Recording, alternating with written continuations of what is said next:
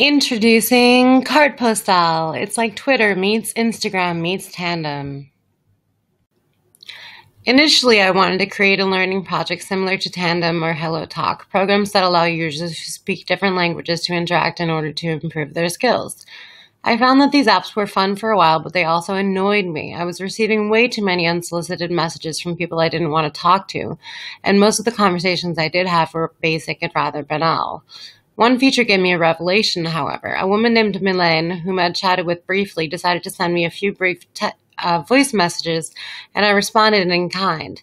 Hearing her tell me about herself in English through these short chunks was entertaining, and responding in French was challenging and fun. The voice recordings didn't take hours out of my day. Furthermore, there were no time zone issues to interfere with our exchange. Another problem I ran into with Tandem and HelloTalk was that the user profiles were minimal, if not non-existent. Also, anybody could message me without my prior approval. Kartpostal requires users to create detailed profiles and, if a user is interested in another user, send a PAL request to reconnect and create a new Kartpostal.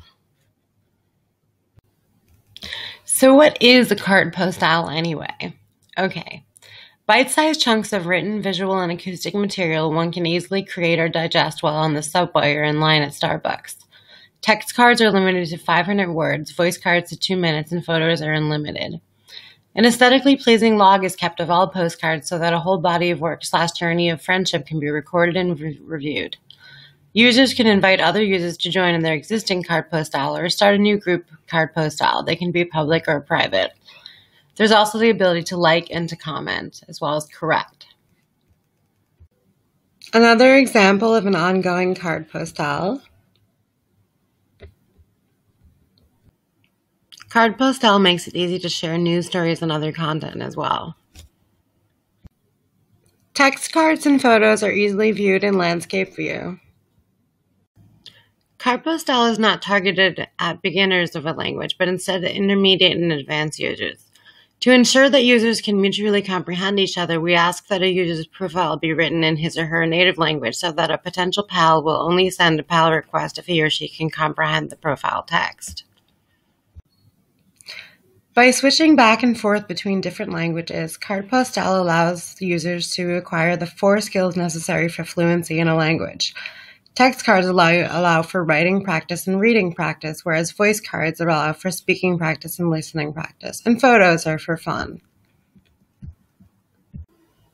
As Nielson notes, an ideal learning activity should offer learners input, opportunities for output and interaction, and feedback on error. Kartpostal allows users to write short text cards, for example, as a productive or output activity, which Nielson describes thus. When students go to write or speak, they often notice gaps in what they want to be able to do and what they are able to do, which drives them to look for words, phrases, and structures they need to accomplish their tasks. Users can then have their errors corrected. Input or receptive skills are also emphasized with the sharing of news articles, listening to voice cards, and reading text cards. The biggest threat I see to Kartpostal success is that users will abandon their Kartpostal threads once they get bored or feel that they're not learning enough from them. There is a high potential for a Kartpostal thread to have what Stockwell and Harrington described as a first message effect, where the initial email between Japanese learners to native Japanese speakers was richer and more elaborate compared to the next few. Will users abandon Kartpostal over time or embrace it along with their other social media outlets? To summarize, I would consider this activity to be collaborative learning as described by Naismith. The 500-word limit and the 2-minute audio limit means the users can easily contribute to a Kartpostal thread during what Stockwell and Hubbard call dead time, e.g. standing in line at Starbucks. Kartpostal can be used primarily for informal learning with partners across the globe or as a supplement to classroom activities in a formal setting. All students or small groups of them can contribute to a Kartpostal in their target language in their own time or in class.